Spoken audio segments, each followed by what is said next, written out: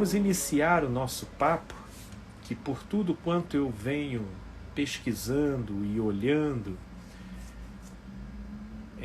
isso está produzindo alastramentos e possibilidades para tantas direções que pode ser que a gente não consiga encerrar esse tema hoje. E se esse for o caso, a gente faz a parte 2 desse mesmo tema da nossa live na semana que vem.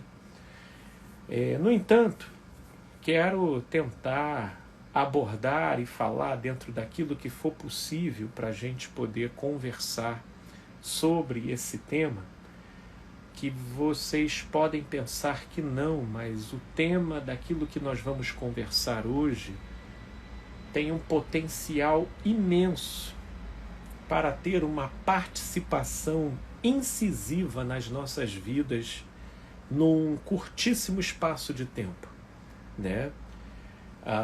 E eu creio que já seria bem-vindo a nossa reflexão. Eu não sou uma pessoa da área de tecnologia da informação.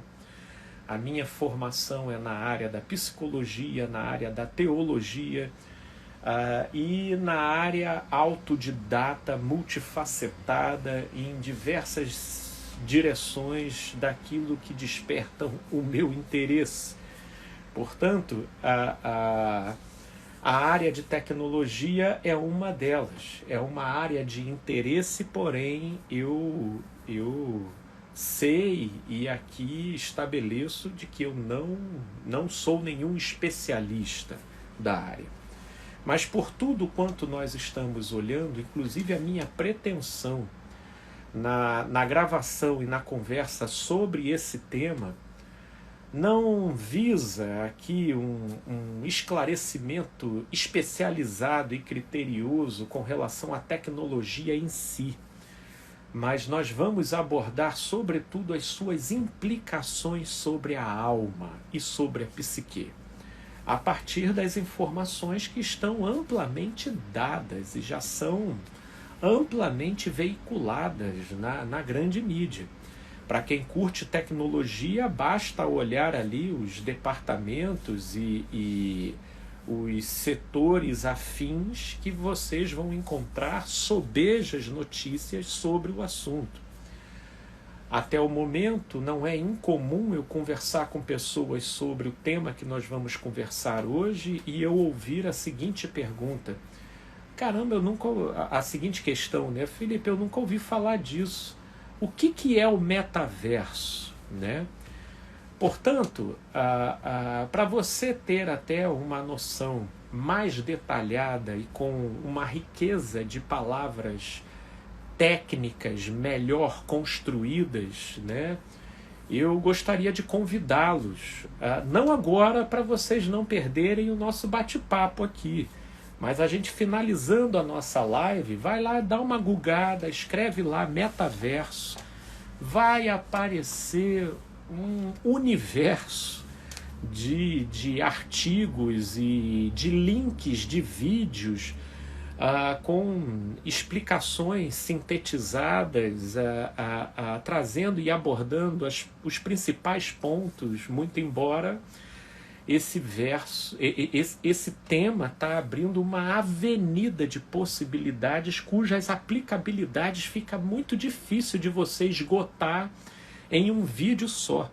E eu digo isso como sendo algo referido pelos próprios especialistas da área, né? Portanto, se os próprios especialistas da área, no afã de explicar o significado do que seja metaverso, falam dessa maneira, não queiram vocês que aqui no nosso bate-papo vai ser diferente, né? É óbvio que tudo quanto eu for comentar aqui terá uma amplitude altamente limitada, né? E certamente haverão aplicabilidades e direções que ou não caberão ou eu sequer saberei mencionar aqui. Mas eu preparei um esboço geral acerca do significado disso, repito, cujo aprofundamento eu te convido Após aqui o nosso bate-papo, após a live, você dá uma mergulhada lá no Google para você se informar.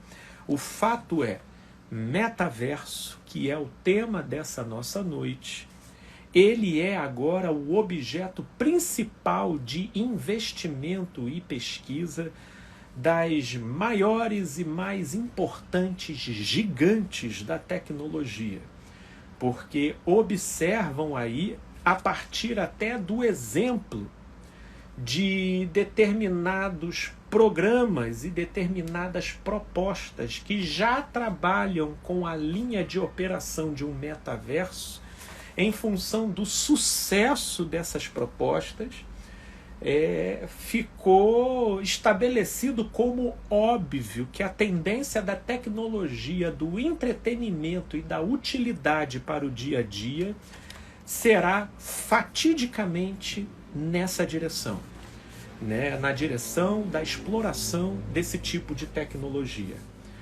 Há uns 30 anos atrás, poderia ter sido considerado inconcebível que qualquer ideia que um homem pudesse ter junto à humanidade justificaria as pessoas a carregarem um tijolo no bolso, né? Ou na bolsa, exercendo importância tal que, em tese, é muito mais fácil, ficaria muito mais fácil as pessoas esquecerem chave, esquecerem carteira, esquecerem dinheiro, esquecerem filhos, esquecerem parentes, esquecerem uma série de coisas, mas só não esquecerem o tal dispositivo, né? Eu estou aqui mostrando para vocês um controle de celular porque eu estou sem um outro celular, mas é do celular que eu estou falando e o meu celular está aqui na minha frente gravando essa live, né? Mas o fato é que 30, assim, anos recente depois, principalmente com o anúncio, né, a partir da Apple, né, com Steve Jobs falando acerca dos smartphones, e ele lançava a primeira linha de iPhone, que era um telefone inteligente, onde ele tinha a pretensão de colocar dentro dele toda a funcionalidade e utilidade de um PC, e ainda de maneira mais otimizada, abrindo possibilidades para inúmeras interações. Aos poucos, aquilo que foi sendo considerado no início como um artigo de luxo, com o passar do tempo, foi virando uma necessidade. E, inevitavelmente, será nessa direção que o metaverso também estará trilhando muito em breve. Isso porque aquilo que se pretende desenvolver visa substituir televisão, controle remoto, celular e todos esses dispositivos que, de uma certa forma, a gente interage com ele ou preso numa parede, ou segurando na mão, ou guardando no bolso. Mas agora a tendência é a conjugação do real com o virtual, de modo a soleira entre esses dois universos está se apresentarem cada vez mais ligadas e conectadas ao nosso corpo, né? A ideia começará com um óculos e que posteriormente migrará e se aperfeiçoará para chips implantados, né? Agora, por um lado, haveriam céticos, né, que poderiam minimizar a relevância, né, desse trabalho, dessa pesquisa e dessa expectativa das gigantes da tecnologia, sobretudo apontando produtos como o Google Glass, que já foi um óculos de múltiplas utilidades e que acabou sendo banido de uma série de plataformas e caindo em quase que absoluto desuso, né?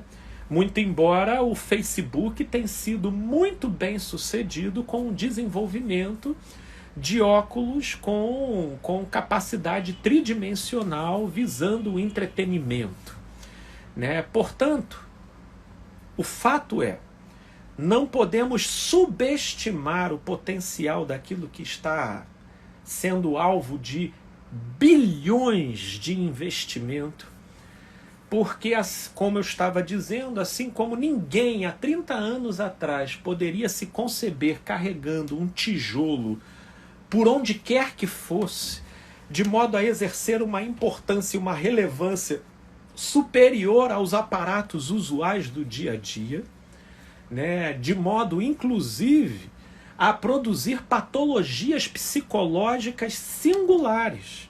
Sim, veja como que isso, até estudado por um setor de pesquisa da UFRJ, desenvolvendo pesquisas em cima de uma patologia que foi cunhado no Reino Unido, recebendo o nome de nomofobia. Nomofobia. A nomofobia, ela foi retirado de um termo em inglês, no mobile, né? No mobile é sem celular, é sem o celular. Então eles recortaram esse termo no mobile para nomofobia, ou seja, fobia de ficar sem o celular. E essa fobia exercem reações tão notórias que podem levar a pessoa a crises de pânico, a crises de ansiedade, a processos depressivos. O fato é que o que se observou na nomofobia é que, embora ela tenha uma nomenclatura específica, o seu conteúdo sintomático ele está dentro de toda uma definição já estabelecida pelos códigos de transtornos mentais que nós temos, como o CID e o DSM, né? Mas o fato é, a nomofobia, ela é um desdobramento psicológico decorrente desse nosso uso de dispositivo face à relação de necessidade e de dependência que esse dispositivo desenvolveu com a nossa psique. E eu fico aqui pensando, inclusive, nos religiosos que têm um pavor danado do chip, e eles, de modo a não perceberem que, de uma certa forma, todos nós estamos chipados. Haja visto a sintomatologia que nos acomete referente às nossas sensações, sentimentos e o funcionamento deles no desdobramento na forma de ansiedades e pânicos, dependendo da nossa relação com esses dispositivos, né? Ter um determinado aparelho de celular hoje em dia virou sonho. Perder um aparelho celular hoje em dia virou pesadelo, né? Ter um aparelho celular hoje virou item indispensável para viagem, para a execução de tarefas diárias. E a grande verdade é que, pelo incrível que pareça, sobretudo com o advento da tecnologia 5G, que aqui no Brasil são coisas sempre atrasadas, mas que está para chegar, todos esses dispositivos eles estarão numa frequência de interconexão entre si com uma rapidez extraordinária, né? Possibilitando atividades, façanhas, realizações com um altíssimo grau de rapidez, eficiência e perfeição, né? Portanto, falar de metaverso, nós estamos falando de um estágio mais aprofundado e sofisticado do que aquilo que os smartphones já introduziram como relação de dependência entre a psique humana e a tecnologia. O metaverso, ela é a fase 2, onde os especialistas em tecnologias, no seu modo de explicar o que significa o metaverso, eles usam com muita frequência a seguinte palavra: imersão. Imersão, porque se trata de uma imersão. Querendo ou não, tenham, por favor, como simbologia esse controle de ar-condicionado como se fosse um dispositivo de celular, né? Um dispositivo de telefone, né?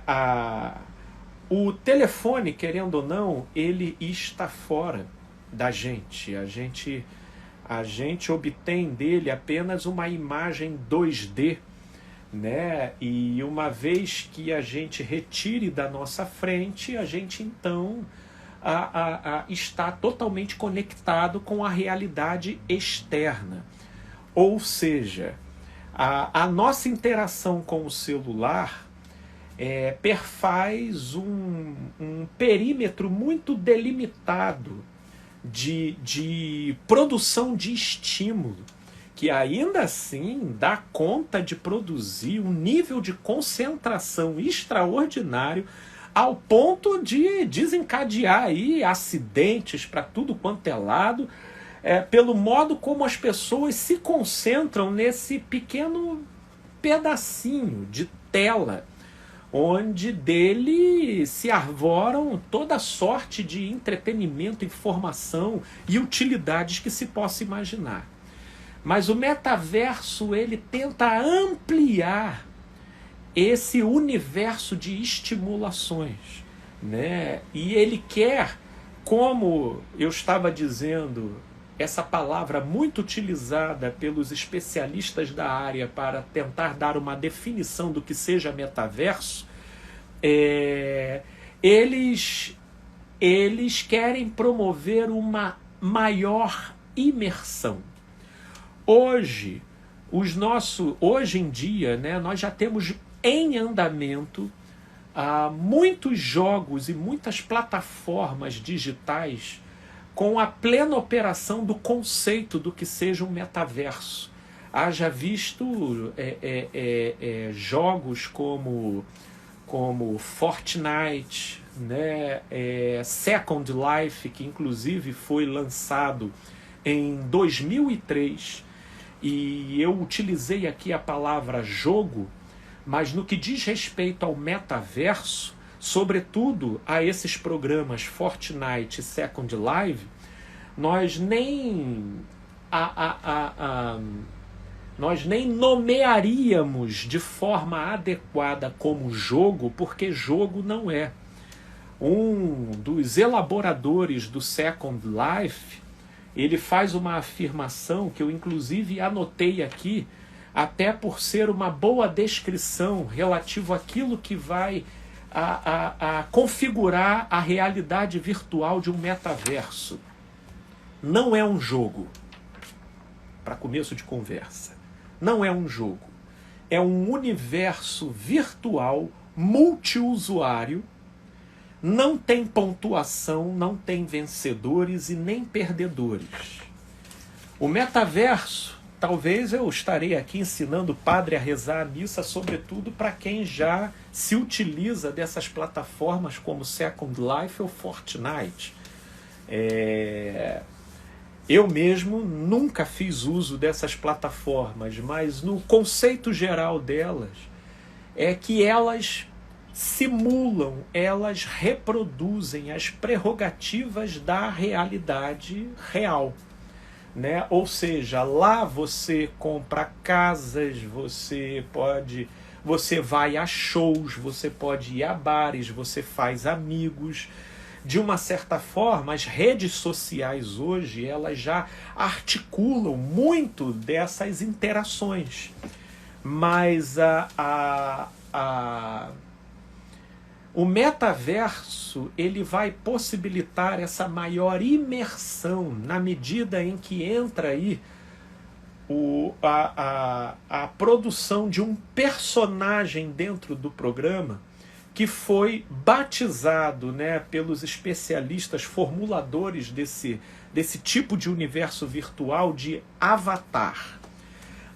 Avatar é um termo retirado, né, da filosofia hindu, e que para a filosofia hindu tipifica a personificação de uma divindade, né, mas que no metaverso, né, e que no mundo virtual tipifica a representação virtual de uma pessoa. Então ali você vai escolher a cor de cabelo que você quer, a cor de pele que você quer, o gênero que você quer. Ali você vai trabalhar com múltiplas configurações, e dentro daquele universo paralelo você vai ter lojas de roupas, você vai ter todas as funcionalidades globais e específicas do mundo real, só que inseridas num mundo paralelo, e que você pode criar conforme as demandas e os anseios da sua própria subjetividade, né? E isso vai atingir, e certamente atingirá, proporções imprevisíveis relativo ao modo como isso vai se articular com o sujeito, né? E essa é a realidade que está para chegar, e a princípio, né, o principal instrumento de conexão e imersão da pessoa nesse universo paralelo virtual que está sendo criado vai ser um óculos, e para alguns casos até um headphone, né? Dispositivos esses já existentes em tecnologias atuais que você pode já se utilizar, por exemplo, por intermédio do Facebook, né? Por intermédio do Facebook, que possui ambientes virtuais que, com esses dispositivos, te possibilitam uma imersão 3D dentro de um ambiente totalmente virtual. E ali estará utilizando a sua audição, a sua visão.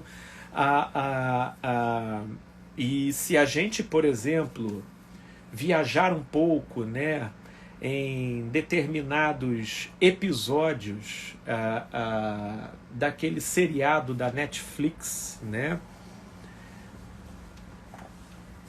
Ô, meu pai, eu até já assisti alguns episódios que fala acerca, né, dos desdobramentos tecnológicos do futuro, né? E ao estilo deles, você vai ter capítulos ali que vão dizendo acerca de uma imersão sensorial que vai inclusive incluir as sensações no próprio corpo. As possibilidades, elas são as mais diversas. O fato é que isso é um dado tão estabelecido como certo, né? Como certo que o próprio Facebook, Black Mirror, olha o meu amigo Lucas aqui, ó, já presente. Ô Lucas, obrigado pela sua compreensão, meu amigo, boa noite. É o nome do seriado da Netflix, onde ele vai criando diversos episódios mostrando a interação das pessoas com a tecnologia, muitas delas carregando certas características que a gente tende a pensar como exageradas, mas, amigos e amigas, eu creio que nada é tão exagerado relativo ao que os desdobramentos e pesquisas em andamento estarão produzindo algo muito próximo ou superior ao que eles estão mostrando nesse seriado, né? Portanto, ali, inclusive, tem um episódio, né, chamado Strike. Tem mais um nome aí, mas é que ele fala justamente de pessoas que se utilizam, né, de um tipo de jogo que dispõe dessa tecnologia de imersão no mundo virtual e que faz fusão com o mundo real, né, pela via do uso de determinados dispositivos e que produzem sobre as pessoas uma concreção de realidade tal que, inseridas dentro do jogo, elas não só veem e ouvem, mas elas sentem fisicamente os golpes e os tatos e os contatos estabelecidos dentro do universo virtual, né? E aí vem aqui o meu amigo Jefferson e coloca: mas isso que você está falando é muito bem exemplificado no filme Jogador Número 1. Opa, já temos aqui uma recomendação do meu amigo Jefferson, de um filme que eu creio que pode ficar aqui como dica. Eu não conheço, mas pelo enredo do que estamos conversando aqui, o Jefferson já faz esse apontamento que fica como dica. Porque, meus amigos, eu convido vocês realmente a pensarem sobre isso. Porque talvez vocês estejam percebendo que eu ainda não estou aqui partindo para o objetivo específico daquilo que é a meta, né, da minha reflexão dessa noite, que é trazer as possíveis implicações disso para a nossa psique e para a nossa alma. Porque a gente primeiro precisa visualizar a coisa, porém tudo aquilo, né, que de uma certa forma a gente pudesse utilizar para a gente poder visualizar o fenômeno, né, vai ser de muita utilidade para que tudo quanto nos sobrevier como oferta e proposta de benefício e de utilidade possa ser uma coisa que a gente use e não que a gente seja usado por isso. Isso porque o que eu vou falar aqui, né, embora apontando como implicações relativo ao desdobramento, do aprofundamento dessa tecnologia que está para surgir aí num curto espaço de tempo, essas implicações elas já são absolutamente presentes com as tecnologias presentes hoje, relativo ao nível de alienação, a mudança cognitiva no nosso modo de operação mental, os efeitos sobre o nosso humor e sobre as nossas emoções. Enfim, nós vamos trabalhar apenas uma utilização daquilo que já é uma realidade hoje e que para alguns será praticamente sinônimo de se tornarem absolutamente escravos de uma realidade que será vendida como benefício. E benefício carregará consigo, sem sombra de dúvida.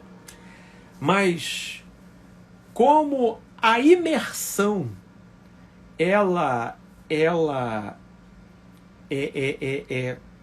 se dará com tanta profundidade e de maneira tão visceral, que quando a nossa alma se envolve com a coisa, você deixa de ser o condutor e passa a ser o conduzido.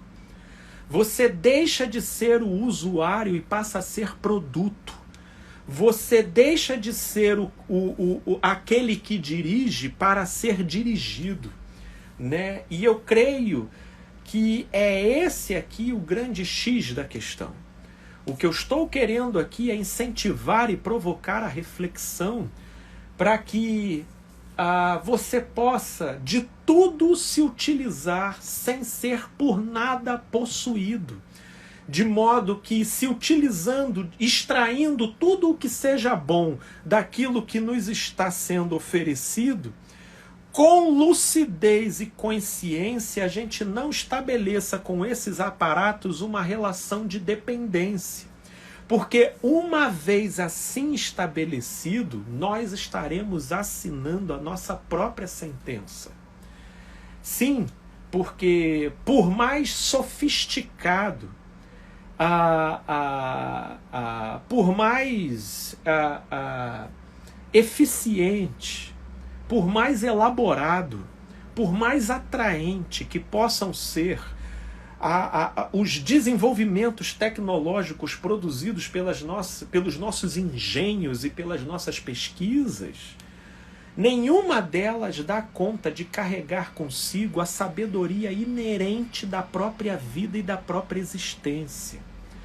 De modo que aquilo que está se estabelecendo como a pretensão tecnológica de trazer para a humanidade um novo momento jamais experimentado sobre a face da Terra, poderá ser também a nossa grande derrocada, dependendo do modo como nós sejamos moldados a isso. E uma vez sendo moldados por essa realidade manufaturada e fabricada, isso venha sistematicamente a nos desadaptar do que seja natural, do que seja real. E uma desadaptação cada vez maior com o que seja natural e real vai nos levar a um processo de hiperfragilização tal que nos tornará massa de manobra frágil e fácil nas mãos dos grandes dominadores desse mundo. Entendeu? Nos colocando como escravos dependentes de migalhas face à maneira distorcida de formatação que a nossa subjetividade foi se desenvolvendo na entrega irrefletida para esses dispositivos tecnológicos. Portanto, eu quero que vocês visualizem a gravidade e a importância do que nós estamos discutindo aqui. Porque o que a tecnologia está fazendo com a subjetividade humana, se eu pudesse, e isso até pela natureza daquilo com o qual eu trabalho e por observar os bastidores da vida humana. E conforme eu disse no início, embora eu não seja um especialista da área da tecnologia da informação, a gente vai acompanhando e lendo os desdobramentos tecnológicos e observando, né, a pesquisa de especialistas apontando profundas interrelações da ansiedade, da depressão, do comprometimento cognitivo, do pânico e do funcionamento cerebral, tudo isso correlacionado ao uso excessivo dos dispositivos tecnológicos existentes. Portanto, é de muita importância a gente refletir e trazer isso para o plano da consciência, para que a tecnologia ela tenha o seu devido lugar na nossa interação com ela, de modo que, sem que a gente perceba, ela vai invadindo pretensiosamente a nossa subjetividade, tomando o lugar daquilo que deveria ter um desenvolvimento natural, mas que ela, abreviando etapas, te confere já os resultados e os recursos daquilo que seria resultado de anos de desenvolvimento num curtíssimo prazo. E isso, inevitavelmente, vai aumentando na gente a intolerância, a impaciência, a ansiedade, a baixíssima resiliência, de modo que tudo isso, inevitavelmente, vai fazendo a gente demandar da divindade tecnologia desenvolvimentos e soluções para irem corrigindo os próprios problemas que a nossa devoção à tecnologia causa na gente, levando então o ser humano a uma relação religiosa com a tecnologia, de dependência, de carência, de necessidade com a tecnologia. Portanto, meus amigos, voltando então à questão aqui, eu tive até aqui uma fala aqui do meu amigo Jefferson, onde ele disse que o filme, né, se não assistiu, fica como dever de casa, pode deixar, meu amigo, é tudo isso que você está falando, inclusive nos aspectos psicológicos, perfeito, pertinente, obrigado pela colaboração, Jefferson, fica aqui uma boa indicação aqui para a gente poder ampliar o nosso panorama sobre esse assunto que nós estamos falando. Portanto, meus amigos, o metaverso, ele vai explorar, né, aquilo que atualmente tem se chamado de realidade mista ou de realidade aumentada. A realidade mista é aquela que vai procurar promover uma conjugação entre o virtual e o real.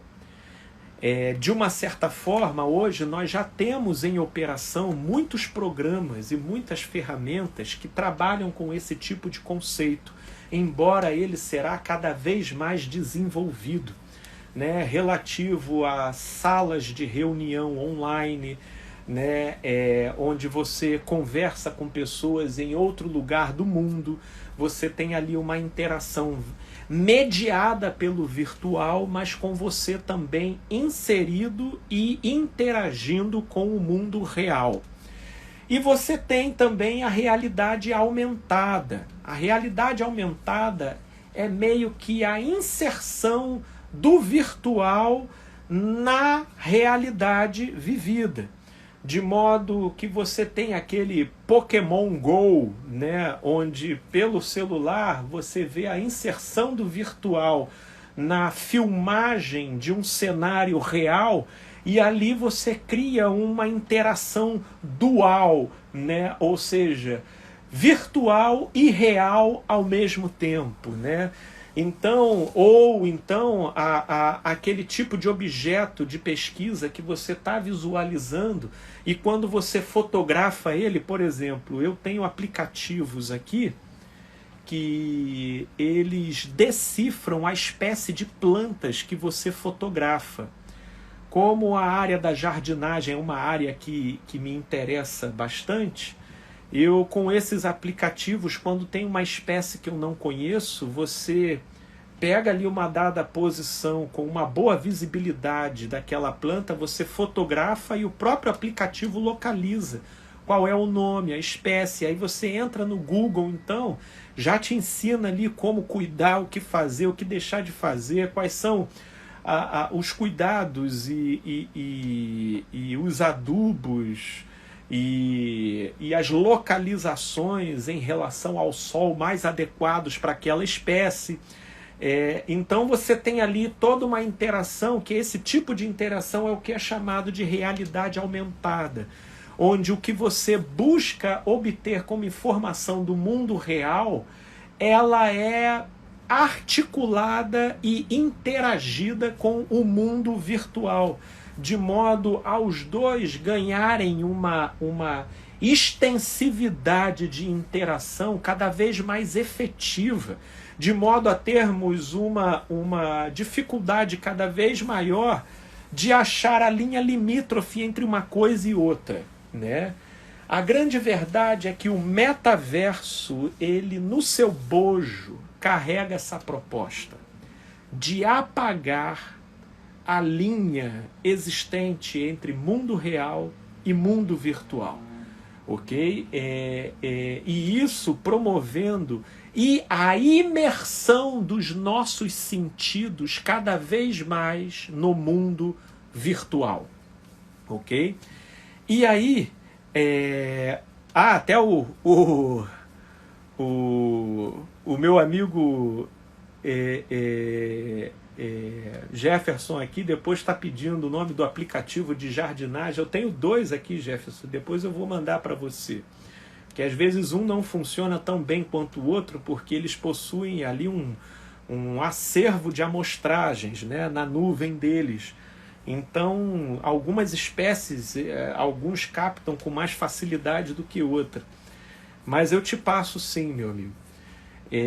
Portanto, o que eu estou querendo dizer, meus amigos? Vamos então passar agora para a parte, muito embora nós só tenhamos agora praticamente uns 15 minutinhos de conversa, para a gente não extrapolar muito os 60 minutos que a gente se dispõe para conversar sobre esses assuntos. Vamos então começar aqui a esboçar implicações, porque, olha, meus amigos, de forma alguma eu esgotei aqui a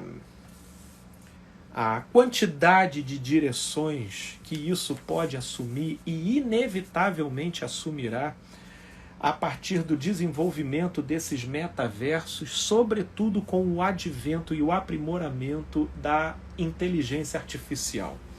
Que isso daí é um outro dado que, conjugado com o desenvolvimento dessa tecnologia,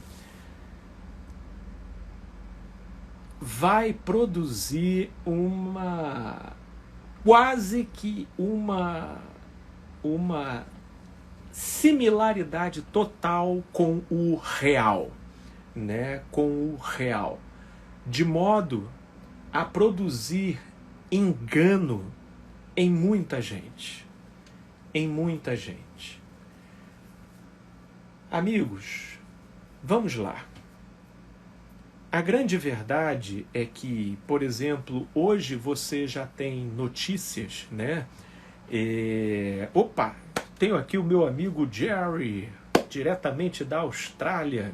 Ô, meu amigo, paz e todo bem para você. Obrigado pelo prestígio da sua companhia, meu amigo. Um grande abraço, viu?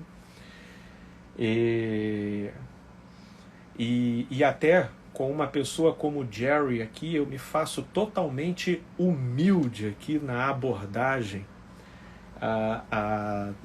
dessas implicações, né, do mundo virtual e da tecnologia, porque o Jerry, sim, é uma pessoa totalmente inserida nesse mundo, um especialista, e poderia dizer com muito mais propriedade o que eu aqui estou me esforçando para chuchu, para criar um esboço, pelo menos para a gente conseguir visualizar a problemática da coisa, né? E criar aqui uma reflexão, né? Mas vamos lá.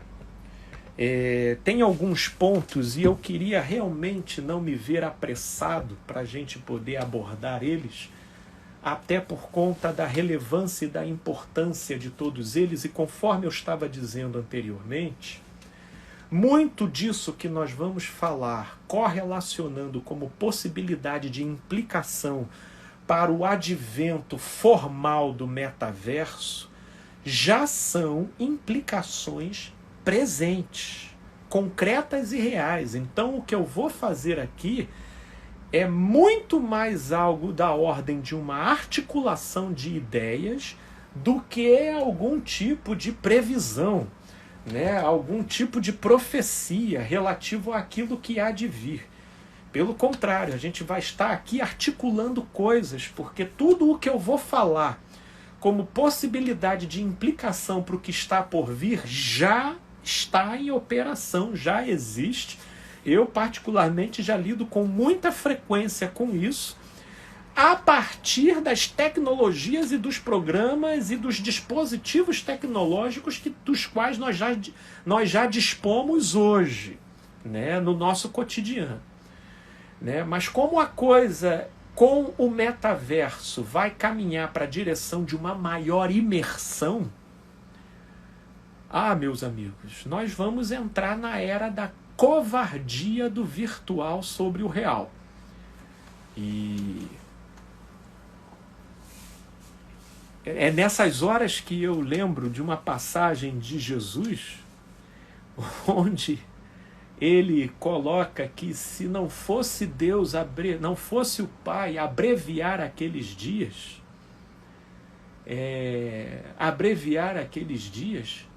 até os escolhidos seriam enganados. Porque vai ser uma aproximação da realidade muito grande. E tudo aquilo, meus amigos, que abraça, entretém e mexe, toca, inebria os nossos sentidos, possui poder de construção de verdade para a nossa visão de mundo. Para a nossa visão de mundo. Eu diria, agora num sentido psicológico, que boa parte do modo como uma verdade se constrói para um sujeito hoje em dia é pela via daquilo que os sentidos do sujeito comunicam para ele. Portanto, se ele viu, é verdade. Se ele sentiu, é verdade. Se ele tocou, é verdade. Se ele cheirou, é verdade. Se ele ouviu, é verdade. Ora, então nós temos aí o primeiro degrau das prerrogativas que favorecem na subjetividade do sujeito a construção de uma verdade. E por verdade, relativo àquilo que eu estou falando aqui, entenda como sinônimo de crença. Porque, na verdade, crença opera na nossa subjetividade como sinônimo de verdade. Não porque verdade seja, mas o modo como a gente acredita naquela proposta, aquilo então se perfaz como uma verdade, não da vida, mas para o próprio sujeito, que assim acredita. Ok? Então, até se você tiver dificuldade de entender o que eu estou falando aqui, por favor, esse vídeo vai ficar gravado aqui no meu canal no IGTV e depois ele seguirá para o meu canal no YouTube. Você vai lá e ouve de novo até você poder pegar a ideia. Ok? Até você pegar a ideia. Mas nós podemos exemplificar aqui como, por exemplo, algumas superstições elas operam como dinâmica de verdade na vida de um sujeito. Não porque de fato verdade seja, mas o modo como o sujeito interage com aquela proposta é pela via de uma convicção, de modo que aquela convicção ela estabelece sobre o sujeito não só uma concepção sobre aquilo, mas é uma concepção que leva o sujeito a desenvolver uma resposta comportamental específica para com aquela realidade. Vamos falar então, por exemplo, de uma superstição. Não passar por baixo de escada quando você está numa rua. Ou ter o seu caminho atravessado por um gato preto. Ora, em tese, se fizermos uma análise científica, né, de comparativo relativo à lei de causa e efeito sobre esses tipos de parâmetros, eles não vão possuir inter-relação alguma.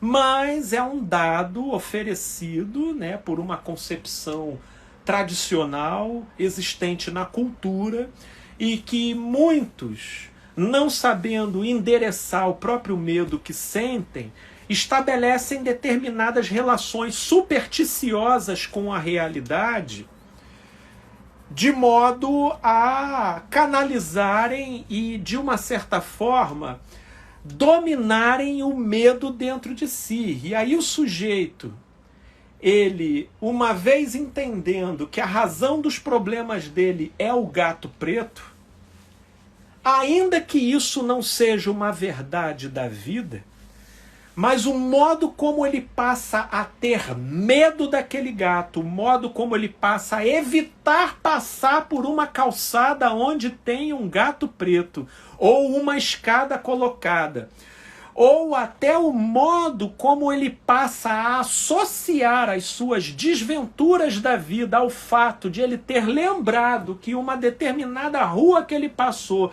teve um gato preto passando, Isso pode não ser uma verdade, isso pode ser uma superstição, mas na operação subjetiva do sujeito, isso está funcionando como uma crença, ou seja, como uma verdade, ainda que apenas para o próprio sujeito.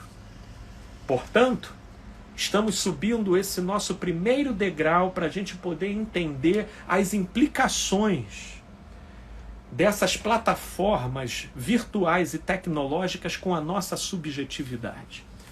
Portanto, o primeiro degrau para a construção de uma crença e de uma verdade, ou seja, de uma verdade para o sujeito, é o subsídio, é a informação sensorial que ele captura do mundo externo. Um segundo degrau relativo àquilo que favorece tem até aqui o meu amigo Elan, querido Elan, uma boa noite, meu mano. Que alegria a sua presença aqui. E aí o Elan tá colocando aqui um chinelo virado ao avesso para mim é pior. Ok, meu amigo. Se assim é, isso produz efeitos em você, não porque de fato isso seja o que seja, mas porque assim você crê, né? E no seu modo de interagir com o chinelo virado, se bem que, se pela pessoa que eu conheço, tenho quase absoluta certeza de que ele está brincando. Mas é nessa base que certas verdades elas vão se formulando dentro da gente. Um outro aspecto, um outro paradigma também participante na construção de nossas crenças e, portanto, de nossas verdades pessoais e subjetivas é o modo como as nossas emoções se comportam. Se produz prazer, então é legítimo. Se produz desconforto, então é questionável. Se produz prazer, então é certo. Se produz desprazer, então é errado. Se produz satisfação, então é bem-vindo. Se produz desconforto, então é rechaçável. Essa, inclusive, é uma dinâmica pertencente à dinâmica do nosso comportamento instintual. A nossa psique instintivamente é aparelhada a se desfazer de tudo aquilo que caracterize tensão e estresse para o sistema. De modo que quem observou isso, muito bem observado, com muitas pesquisas e observações, foi Freud, quando disse que um dos princípios basilares da nossa subjetividade na interação com a realidade é o princípio do prazer. Tanto que o princípio de realidade é uma conquista posterior, tardia, que vem associada com a maturidade, porque ela implica a possibilidade de tolerar o desconforto em nome de uma finalidade que o justifique, ok? Portanto, esse segundo degrau na formação e na produção das nossas crenças, ou seja, daquilo que é tido como verdade para a gente, perpassa as nossas sensações. Aquilo que eu sinto como prazer e aquilo que eu sinto como desprazer. Então agora vamos pegar esses dois degraus da formação, daquilo que contribui para a formação das nossas crenças e das nossas verdades, e vamos então conjugá-las aqui. Nós temos a informação que vem dos nossos sentidos, e nós temos as sensações que são produzidas dentro da gente. Prazer, desprazer, conforto, desconforto. Dor e prazer. Nós então temos essas duas dimensões e que, se de uma certa forma elas se alinharem em torno de alguma utilidade ou de alguma finalidade coletivamente enaltecida, coletivamente vista como bom, então isso terá tudo para formar dentro do sujeito mais do que uma verdade, um dogma. Porque está aí o terceiro degrau daquilo que contribui para a formação das nossas crenças e das nossas verdades subjetivas. É as considerações do olhar do outro. É o peso do coletivo na sua opinião e nos seus conceitos sobre a realidade. Portanto, vamos pegar aqui um encadeamento.